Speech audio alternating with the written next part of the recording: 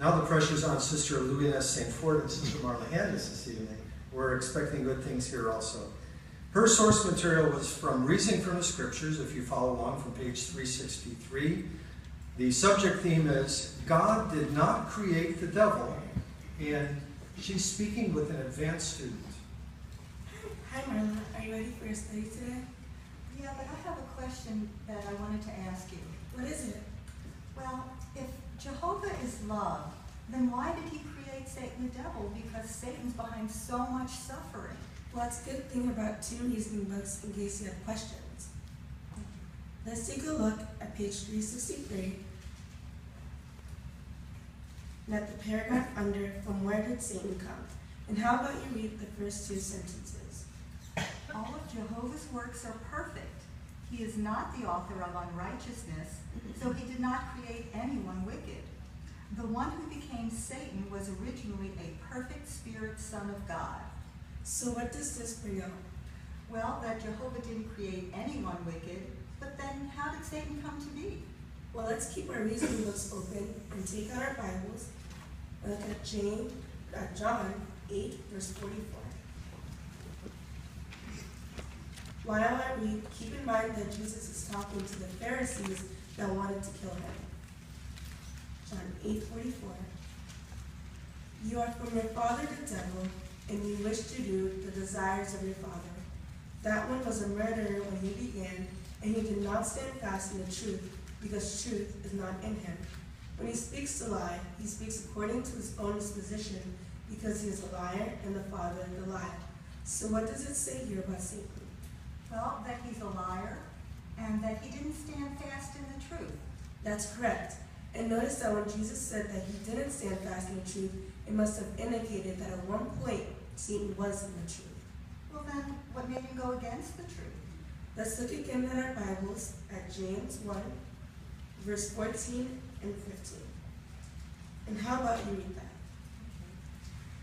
But each one is tried by being drawn out and enticed by his own desire. Then the desire, when it has become fertile, gives birth to sin. In turn, sin, when it has been carried out, brings forth death. Keep in mind what these verses say while I finish reading the paragraph from Reasoning Book. But as is true of all of God's intelligent creatures, this Spirit's Son was endowed with free will. He abused his freedom of choice, allowed feelings of self-importance to develop in his heart, began to crave worship that belonged only to God, and so enticed Adam and Eve to listen to him rather than obey God. Thus, by his course of action, he made himself Satan, which means adversary. Thinking about the scriptures, Marla, what desire enticed Satan? Well, that he began to crave worship. And that worship that he craved gave birth to what sin?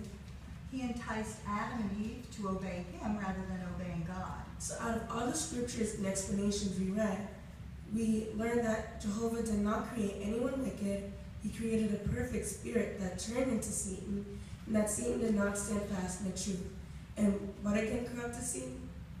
Well, that he had feelings of self-importance and that he wanted to be worshipped. Correct. Now, does that sound like someone that God, who is love, would create? No, Jehovah doesn't create anyone wicked. You got it. So based on the paragraph, how did Satan come to be? Well, it says because of his own actions, he became Satan or adversary. And do you know what an adversary is? Well, it's an opponent or rival. That's right. So would Jehovah create a spirit that would be an opponent against him? No, that would be foolish. Now you see that he made himself Satan the devil. Did I answer all your questions, Marla? Oh, so much more than you know. I really appreciate you coming over and answering my questions. You're welcome. How about we finish the next chapter about why God allows suffering? Okay.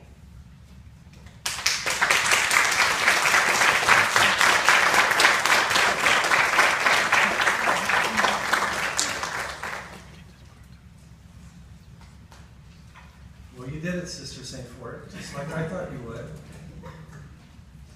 Again, kind of like we explained with Brother Jimenez, what you had this evening was a couple good things. And it's interesting that sometimes when we give a Bible talk, we think that on stage it's just giving a talk, but really it's so much more. This is really preparation to help us to be prepared in the ministry. And so you exhibited some good things tonight that were real imitation of what the ministry is, because in real ministry, we have to ask a lot of questions. And sometimes the answers are right there in the paragraph. We can read a paragraph together, say out of one of our study books, and you have your householder read it, you ask the question, they answer it, and you move on. But that doesn't ever let you know if they're learning or if you're being a good teacher. So you have to do, to find out that, is to ask supplemental questions, which is what you were really good at tonight. You ask questions over and over again, asking Sister Candace as your householder, do you understand this? What do you think it means? You're asking her what we call viewpoint questions, which are really more indicative of what she knows than simply answering out of a paragraph. And so for you, it's good training. In fact, for all of us, as we listen to your talk, it reminds us of what we need to do. Be prepared, have the information, and I also like how you weren't afraid to use a reasoning book as part of your source material from the state, because the reality is, none of us could ever know all the information. And sometimes we get up there and we recite the information like we know the dictionary frontwards and backwards. But the reality is, even for experienced brothers teaching, we have to go back to source material and use that as a reference guide for us, and we should never be ashamed or embarrassed to use that. It doesn't mean that we aren't trying or learning to know more, but we're letting even our householder know that we rely on even a higher source than just our own mind. And that way it gives real authority to what you're speaking about instead of just giving all the answers. So what a great job you did tonight. Thank you too so much. Our final